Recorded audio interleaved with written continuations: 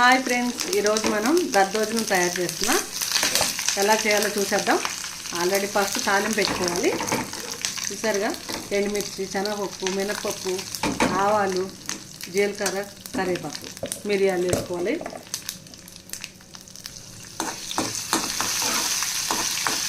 నాలుగైదు మిరియాలు. ఇప్పుడు మనము క్వాంటిటీని బట్టి వేసుకోవాలి. మిరియాలు ఒక పావు కిలో రైస్ అయితే ఒక 5-6 మిరియాలు వేసుకుని మంచిగా ఫ్రై చేసుకుందాం. మనం దద్దోజనానికి పాలు 2 సార్లు కాసి ఇట్లా గట్టిగా తోడేసుకుంటే ఇంత గట్టిగా వస్తుంది, జున్నులాగా. ఇలా ఉండాలి, దద్దోజనానికి సూపర్ ఉంటుంది. ఇది పెరుగు మనం గట్టిగా ఉండటం వల్ల ఇలా వస్తుంది అన్నమాట. గట్టిగా వేసుకున్నాం. ఇప్పుడు మనం పల్లీలు వేసుకుందాం. ఇప్పుడు బాగా మిక్స్ చేసుకుందాం.